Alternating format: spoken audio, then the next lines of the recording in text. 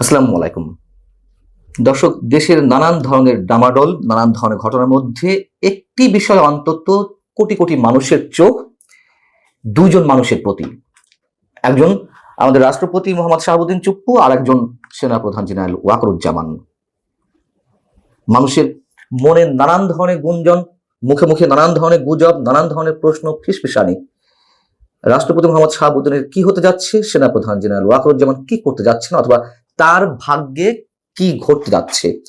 এবং সাম্প্রতিক সময় অর্থাৎ গত 3 দিন ধরে এই গুঞ্জনটি প্রকট আকারে ধারণ করেছে, যখন আওয়ামী লীগকে নিষিদ্ধ করা হলো।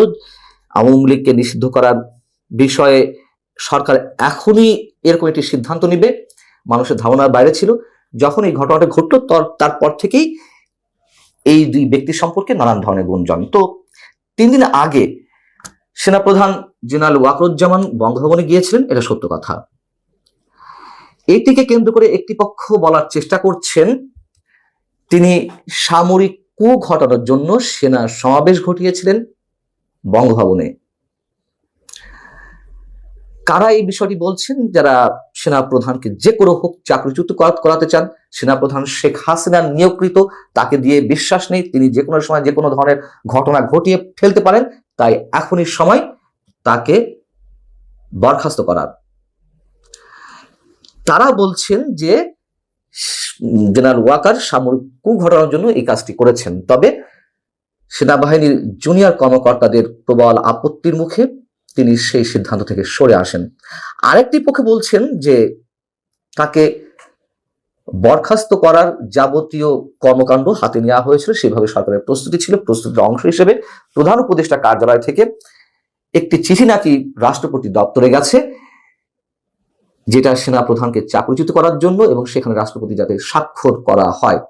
এই কথা শুনে, এটি পুরনো কথা, তারপরেও আমি একটু মেলানোর জন্য তাদের সামনে তুলে ধরছি বিষয়টা আসলে কি।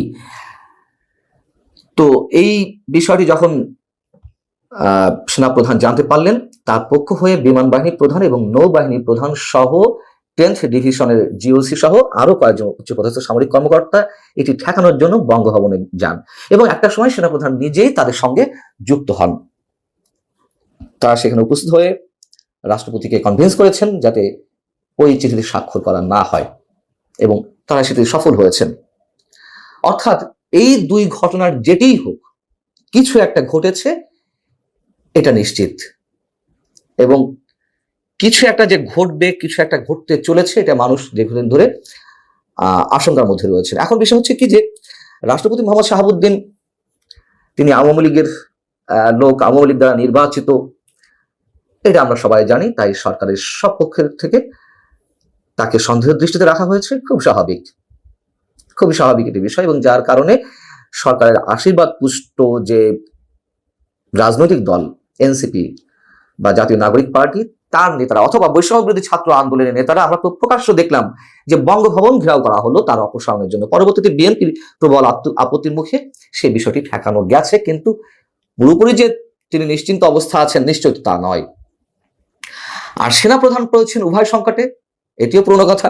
আওয়ামী লীগের একটি বড় অংশ, 80% নেতাকর্মী মনে করেন যে তিনি বিট্রে করেছেন শেখ হাসিনার সঙ্গে, এবং তিনি এই সরকারের হয়ে কাজ করছেন। অর্থাৎ আওয়ামী লীগের একটি বড় অংশের চোখে যেমন তিনি চক্ষুশূল, ঠিক একইভাবে আবার সরকারের মধ্যকার একটি প্রভাবশালী বড় অংশের সন্দেহের মধ্যে সেনাপ্রধান যে কোনো কিছু ঘটিয়ে ফেলতে পারেন যে কোনো সময়। সামরিক কূ করে তিনি বর্তমান সরকারে বিদায় দিতে পারেন বা নিজের হাতে ক্ষমতা নিয়ে নিতে পারেন। বিষয়টি হচ্ছে যে এই যে সন্দেহ, বিশ্বাসের দোলাচল, সবকিছুর পেছনে পাল্টা যুক্তি থাকতে পারে, কিন্তু বাস্তবতা এটি, সাধারণ মানুষ এখনো মনে করেন সেনাপ্রধান রাইট ট্র্যাকে আছেন, এবং সেনাপ্রধান এই মুহূর্তে সবচেয়ে বেশি বাংলাদেশের 18 কোটি মানুষের মধ্যে সবচেয়ে বেশি ভালনারেবল অবস্থায় রয়েছেন, জীবন ঝুঁকির মধ্যে রয়েছেন। এটাও সত্য কথা। সেনাপ্রধান যেটা বলছেন রাইট ট্র্যাকে আছেন কিনা, তিনি তো 5 আগস্ট বলেছিলেন যে তার উপরে আস্থা রাখতে এবং যত দ্রুত সম্ভব দেশকে একটা গণতান্ত্রিক অবস্থায় উত্তরণের ব্যবস্থা তিনি করে ফেলবেন। যে বক্তব্যের প্রতিধ্বনি তিনি আবারও করলেন গত 25 ফেব্রুয়ারি পিলখানা ট্র্যাজেডি দিবসে। তিনি তার বক্তব্যে ফ্রি, ফেয়ার এবং ইনক্লুসিভ নির্বাচনের কথা বলেছিলেন।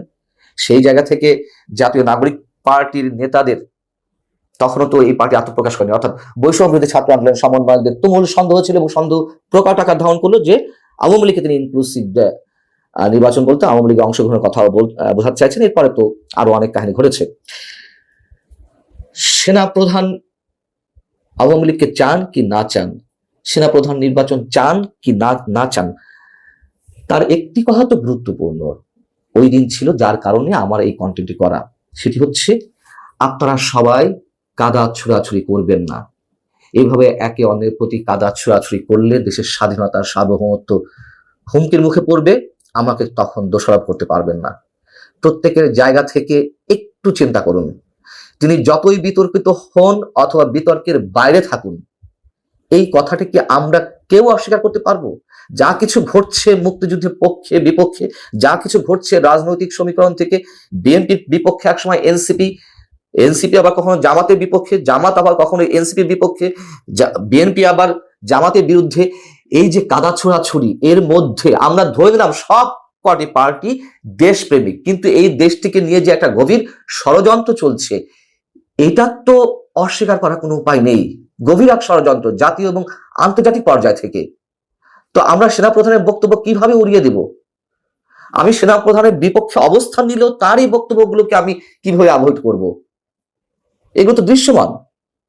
এবং সর্বশেষ করিডোর ইস্যুতে যা কিছু শুরু হয়েছে, মানুষের মনে নানান ধরনের শঙ্কা, এবং করিডোর ইস্যুতে সেনাবাহিনী সেনাপ্রধানের নেতৃত্বে অবিচল রয়েছে দেশের সার্বভৌমত্ব রক্ষায়, তারা করিডোর দিতে চাইছেন। এগুলো আমরা শুনতে পাচ্ছি, যদিও শুনতে পেয়েছি যে বিভক্তির সৃষ্টি হয়েছে। কেউ কেউ চাইছেন যে না, সরকার যা চাইছে বা করিডোর দেওয়ার চিন্তা ভাবনা বা প্রাথমিক সিদ্ধান্তের পর্যায়ে গেছে, সেটির সঙ্গে একমত। কিন্তু পরবর্তীতে শোনা যে না, সবাই সেনা সদস্যরা সবাই সেনা প্রধানের নেতৃত্বে অবিচল যে দেশের সার্বভৌমত্ব রক্ষায় যতই ঝুঁকি আসুক না কেন তারা সেটির পক্ষে থাকবে। এবং সর্বশেষ যেটি জানা গেল, আমি নিশ্চিত নই যে যুক্তরাষ্ট্র যেহেতু করিডোরটি চাইছে, যুক্তরাষ্ট্র তার যে সফরটি ছিল মার্কিন যুক্তরাষ্ট্রে সেটি ক্যান্সেল করা হয়েছে, অর্থাৎ যুক্তরাষ্ট্র তার বিরুদ্ধে অবস্থান নিচ্ছে বা নিয়েছে। খুব স্বাভাবিকভাবেই এখন মানুষের মনে দুজন মানুষকে নিয়ে নানান ধরনের ফিসফেশনি মুখে মুখে। কি হতে চলেছে, আসলে কি হতে চলেছে আমরা এখনো নিশ্চিত নই। নানান জায়গা থেকে, নানান কর্নার থেকে নানান ধরনের কথাবার্তা শোনা যাচ্ছে, নানান ইঙ্গিত পাওয়া যাচ্ছে। আমি আসলে সবটুকু কোনো রেফারেন্স ছাড়া এই মুহূর্তে আর কোনো মন্তব্য করতে চাই না। আল্লাহ হাফিজ, ভালো থাকুন।